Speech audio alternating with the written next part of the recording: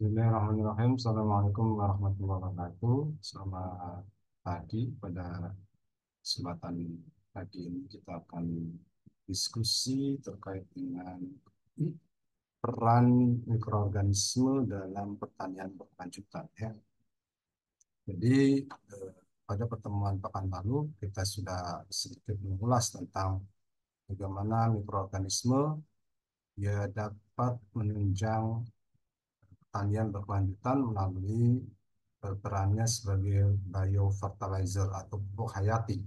Jadi ada mikroorganisme yang bisa menambah nitrogen dari atmosfer, kemudian mengubahnya menjadi amonia, dan mikroorganisme yang kemudian dia menghasilkan asam-asam organik, sehingga kemudian dia bisa melarutkan fosfat, sehingga fosfat menjadi PO4 vitamin yang bisa diserap oleh tanaman. Atau pula bisa dia kemudian menghasilkan hormon, hormon misalkan ya hormon indolactic acid yang berperan pada pembelahan sel yang khususnya di bagian meristem tanaman. Dan masih banyak lainnya peran mikroorganisme untuk pupuk hayati. Kemudian ada juga untuk pagi hari ini kita akan diskusi terkait peran mikroorganisme untuk ketahanan tanaman terhadap hama. Ya. Beberapa mikroorganisme memiliki keistimewaan khususnya di bagian mikroorganisme di lingkungan takaran yang bisa digunakan untuk pestisida alami yang kita kenal dengan biopestisida. Atau kalau pestisidanya itu berbahan dari mikroorganisme maka dikenal dengan namanya pestisida hayati. Jadi kalau pupuk dikenal dengan pupuk hayati karena bahannya mikroorganisme, maka kemudian kalau pestisida disebut dengan pestisida hayati. Baik, beberapa contoh mikroorganisme yang berperan dalam eh, pestisida hayati seperti contohnya jamur, Beveria sp, kemudian ada juga kelompok bakteri seperti Bacillus dan yang lain sebagainya.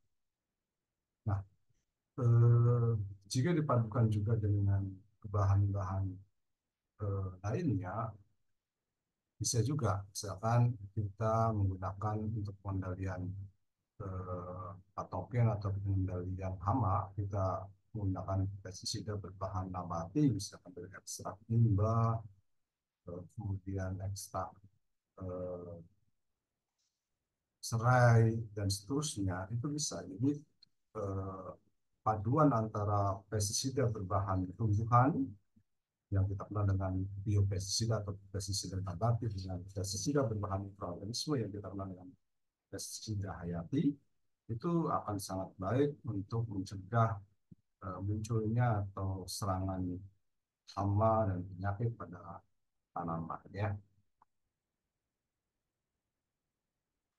Ini beberapa contoh pestisida hayati atau biopestisida yang terbuat dari Trichoderma spp. Trichoderma ini termasuk sejenis jamur, sementara yang sebelah kiri ya, sementara yang sebelah kanan ini berbahan nabati atau tumbuhan. Kadang dia daunnya, kadang dia eh, bijinya, kadang juga dia bisa buahnya, itu bisa ya.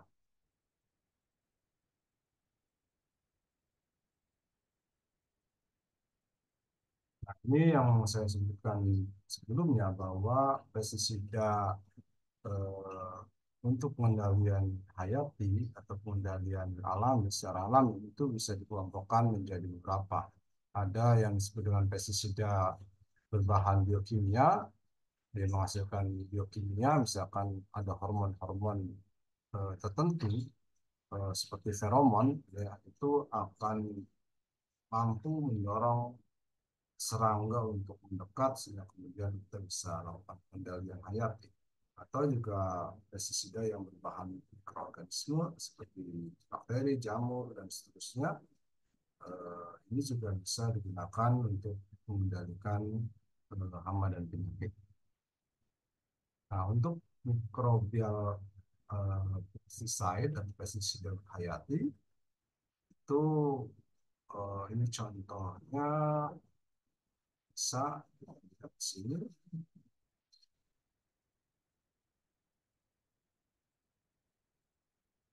Contoh misalkan ada kelompok strain atau galur bakteri yang disebut dengan Bacillus thuringiensis. Bacillus thuringiensis ini punya kemampuan untuk memproduksi protein yang sifatnya racun dari serangga yang kemudian dia akan aktif di pencernaan serangga sehingga pencernaan serangga menjadi terganggu dan serangga akan akhirnya mati. Ya. Jadi ketika serangga itu memakan daun dan sehingga ketika dia memakan daun sementara daunnya itu sudah kita misalkan kita lakukan atau kita semprot dengan Bacillus thuringiensis yang menghasilkan protein racun sehingga kemudian serangga akan terganggu pencernaannya dan lama dia akan mati. Ada pula yang kemudian eh, memang dia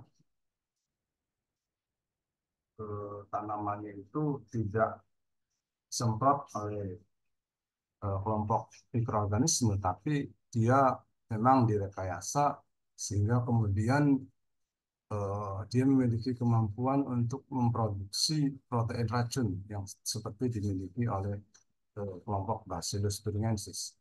Ini biasanya kita kenal dengan tanaman eh, yang diubah secara genetik atau genetically modified organism atau tanaman transgenik. Jadi tanaman transgenik ada yang kelompok yang dia bisa menghasilkan protein racun yang kemampuan ini diperoleh karena di dalam tanaman, di dalam gen tanaman itu disisipi oleh gen yang berasal dari Bacillus thuringiensis sehingga kemudian dia akan menghasilkan protein racun. Ya. Ini sebagai contoh, ketika si tanaman jagung ya, itu direkayasa sehingga kemudian dia di dalam gennya mengandung gen yang menyanti protein racun seperti kerai protein yang dimiliki oleh Bacillus thuringiensis, maka kemudian ketika ulat misalkan ya dia akan memakan atau dia memakan daun jagung ini maka dia akan eh, turut memakan protein racun sehingga terbawa di pencernaannya sehingga pencernaannya akan rusak. Ini hanya di sebelah kanan ini sebagai tahapan beberapa tahapan penting ketika kita ingin membuat tanaman transgenik. Bagaimana caranya secara sederhana gen asing kemudian dimasukkan ke dalam perantara yang kita kenal dengan vektor, vektornya disebut cantukan plasmid, dan kemudian dia dimasukkan ke dalam bakteri yang punya kemampuan memindahkan gennya ke dalam gen tanaman. Ada sekelompok bakteri yang kita kenal disebut dengan Agrobacterium tumefaciens. Agrobacterium tumefaciens ini dia secara alami mampu mentransfer atau memindahkan gennya ke dalam gen tanaman. Sehingga kemudian ini bisa dimanfaatkan orang untuk mentransfer gen asing yang akan kita masukkan ke dalam tanaman. Nah, kemudian eh, tinggal nanti agrobakterium yang sudah mengandung gen asing, misalkan gen eh, penyanti protein racun dari Bacillus thuringiensis, maka tinggal kemudian dia diinkubasikan ke bagian tanaman yang akan diubah, akan dibuat menjadi tanaman transgenik melalui teknik kultur jaringan. Maka kemudian eh, akan kita dapatkan tanaman transgenik melalui tahapan-tahapan lebih lanjut tentunya termasuk juga seleksi. Untuk memindahkan gen asing ke dalam tanaman selain menggunakan perantara Agrobacterium tumefaciens, kita juga bisa menggunakan teknologi seperti eh, gene gun ya, atau eh, biasa kita kenal dengan eh, tembakan tertentu. Jadi nanti DNA-nya dilapiskan ke partikel emas, lalu kemudian dia akan ditembak ya ke dalam tanaman melalui tekanan tertentu, tekanan kuat gas helium, sehingga kemudian dia akan masuk ke dalam sel tanaman sampai menembus ke dalam kromosom tanaman sehingga bisa berintegrasi atau bersatu dengan kromosom tanaman, sehingga harapannya dia dapat masuk berintegrasi sehingga tanaman nantinya akan mengandung gen asing yang kita sisipkan. Ini adalah tahapan sederhana tentang bagaimana kita menghasilkan tanaman transgenik ya.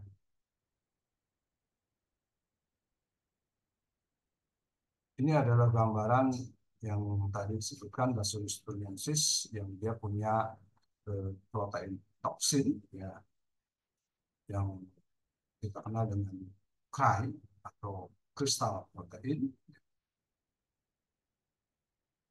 Bacillus thuringiensis ini termasuk eh, dia merupakan bakteri tanah ya, yang dia sifatnya sebagai musuh alami bagi kelompok serangga khususnya Lepidoptera, seperti ulat dan seterusnya ya. Lalu ada juga pestisida kelompok yang di bahan dasarnya adalah tumbuhan seperti eh, daun mimba dan seterusnya. Kemudian dia mengandung bahan kimia tertentu seperti azadirachtin yang bisa mengendalikan hama. Cara dia mengganggu sistem reproduksi dan pencernaan hama. Ini contohnya ya, insektisida botani atau nabati.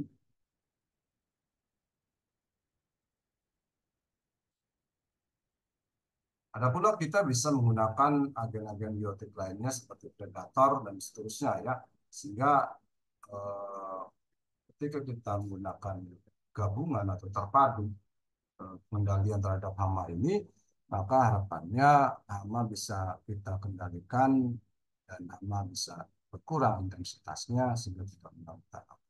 Nah, beberapa keuntungan ketika kita menggunakan pestisida alami atau biopestisida seperti dia kurang beracun ya.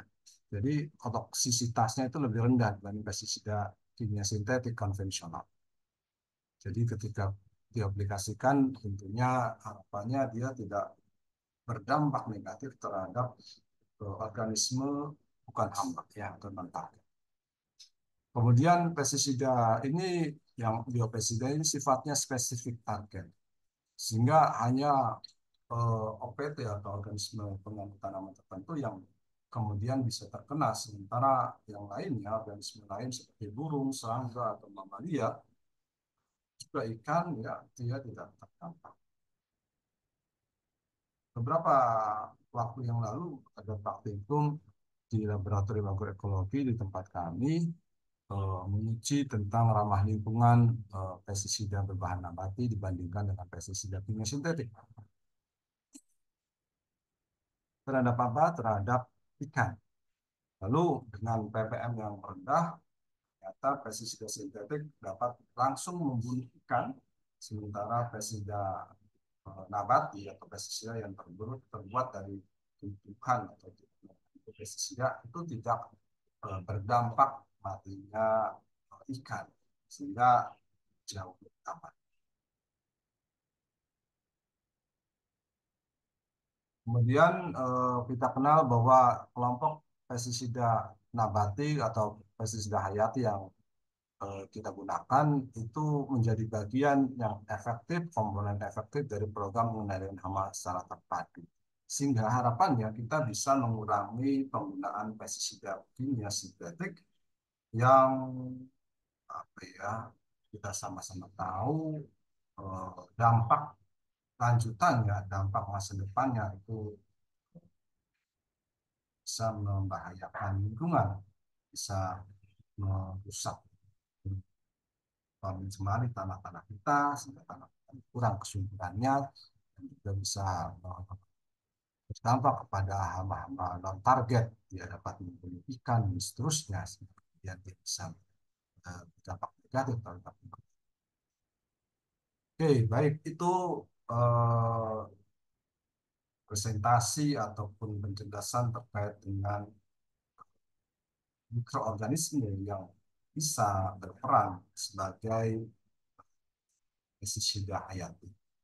Semoga dengan penjelasan ini kita bisa memahami sekali bahwa masih banyak jalan untuk kita bisa mengamankan lingkungan kita, bisa kemudian menghasilkan tanaman dengan produktivitas yang berkesinambungan atau berkelanjutan melalui penggunaan mikroorganisme penting, baik itu sebagai pupuk hayati atau biofertilizer ataupun sebagai pestisida hayati atau kita kenal pestisida hayati seperti eh, biopestisida ya.